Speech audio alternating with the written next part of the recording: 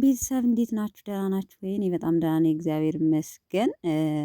ባላችሁበት ሰላማችሁ ብዝት ይበልኝ። ሃፒ ቫላንታይ ዴይስ ነው የሚባለው። መልካም የፍቅረኛሞች ቀን።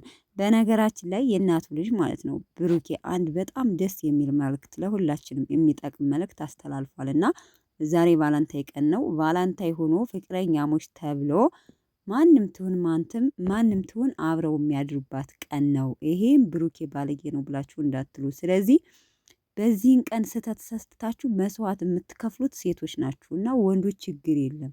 የምትሸከመው የምታሳድገው መከራዋ የሚበዛባት በቤተሰብ በማንኛውም ሰው የምትገረፈው ሴት ናት።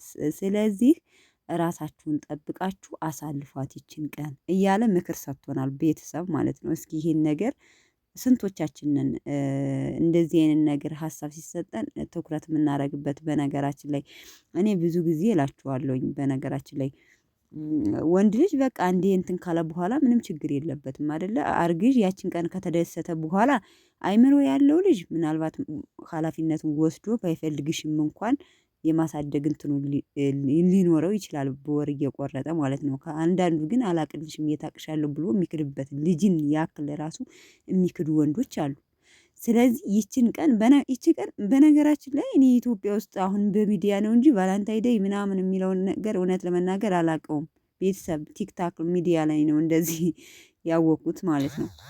እና ምን ልላችሁ ፈልጌ ነው ማለት ነው፣ ሴቶችዬ ሳታገቡ ራሳችሁን አሳልፋችሁ አትስጡ።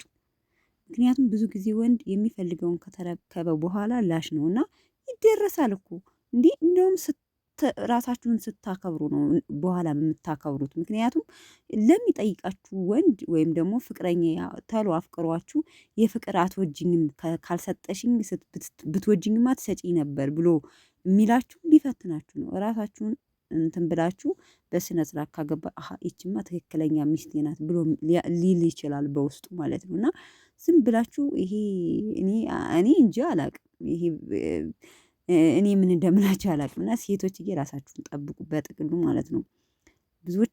ብዙዎች እህቶቻችን የሚሰቃዩት በዚህ ነው። ያፈቅራሉ። ምን ቆንጅና ቢኖራችሁ ደግሞ ማለት ምን ቆንጆ ብትሆኑ እውነት ለመናገር የሆነ ሀብት የሚያኮራ ነገር በቃ ራሳችሁን ካልቻላችሁ በቅላሽ ነው የሚላችሁ የአሁኑ ወንድ ማለት ነው። ግን ምን ለምን ቆንጅዬ አትሁኝ ችግር የለም። ግን ቤት ካለሽ ቦታ ካለሽ ብር ካለሽ እናቴ ተንበርክኮ ለምኖ የሚያገባሽ ተንበርክኮ ለምኖ ማለት ነው። በስነ ስርዓት ተመላልሶ እንዲህ እግርሽ ወድቆ አልቅሶ ነው የሚያገባሽ። ስለዚህ እራሳችሁን ለመቻል ሞክሩ። ኮራ ብላችሁ ነው የምታገቡት ማለት ነው። ጠብረር ብላችሁ የፈለጋችሁትን ወንድ፣ ዋናው እናንተ ጠንክራችሁ ለራሳችሁ የሆነ ነገር መያዝ አለባችሁ በቃ። ጥርግ ብሎ እንኳን ቢሄድ ማለት ነው ራሴ ልጄ እንዴት ብዬ ማስተዳደር አለብኝ ብላችሁ በራሳችሁ ኮንፊደንስ ሊኖራችሁ ይገባል። ዝም ብላችሁ ሰው ቤት እየሰራችሁ ለቤተሰብ ለእህት ለወንድም እያላችሁ እድሜያችሁን አትጨርሱ። በዚህ አጋጣሚ እኔ እናገራለሁ። በነገራችን ላይ እንደዚህ አይነት ነገር ሲመጣ የምክር ነገር ሲናገር ራሴም ስላየሁት በሰውም በጓደኞችም ስላየሁት እናገራለሁ። እና ራሳችሁን ለመቻል ሞክሩ። መልክ ምንም እያስተዳደረ አይደለም። አሁን ብር ነው ገንዘብ ነው እና ጥንካሬ አላማ ያላት ሴት በቃ እንደዚህ አይነት ሴት ነው የሚፈለገው። እና ከወንድ ጋር ስራ የምትዘረጋ ሳይሆን ጠንካራ ሴት ራሷን አሸንፋ የምታድር ሴት ነው የምትፈለገው። እና ቡራዬ በጣም ነው የምናመሰግነው። መክሮናል እላችሁ ነው በጥቅሉ። ሲቀጥል እንግዲህ ሀይሚን ፈትናታለሁ ብሏል። ሀይሚን አውቃታለሁ በራሷ እንደማትደራደር ከዚህ በፊትም ብዙ ጊዜ ፈትኗት አይተናታል። ለመጀመሪያም ጊዜ አይደለም ታውቃላችሁ አይደል? ብዙ ጊዜ ፈትኗት አይተናታል። እና ከዚህ ቅድም በሰራሁት ቪዲዮ ብዙዎቻችሁ ተናዳችኋል። እንዴት እንደዚህ አይነት ነገር ትያለሽ ምናምን እያላችሁ መጀመሪያ በነገራችን ላይ ርዕስ ላይ የጻፍኩትን ወይም ደግሞ መጀመሪያ ፓርት ላይ የምነውን ነገር እየሰማችሁ ለመኮመት አትሞክሩ። የምለውን ነገር አዳምጣችሁ መጨረሻ ላይ አስተያየት መስጠት ትችላላችሁ። ምክንያቱም እኔ እውነቱን ነው የምናገረው ማለት ነው። እና ቤተሰቦቼ ስለተመኘው ነው። ምኞት ደግሞ አይከለከልም። ግንም ደግሞ ተናግሬዋለሁ። ሀይሚና ብሩኬ ብዙ አላማ አላቸው አያረጉትም ብያለሁኝ ከቅድሙ ቪዲዮ ላይ እና ያው ሀይሚዬን ፈተናት። ዙሮ ታውቃላችሁ የሀይሚ ምላሽ እንትን ሳይላት ራሱ ይሄ ራሳችን የምናውቀው ነገር ነው። እና ይመቻችሁ። ደስ የሚል ቫላንታይ ቀን ፏ ድምቅ ብለው ቀይ በቀይ ያሳልፈውታል።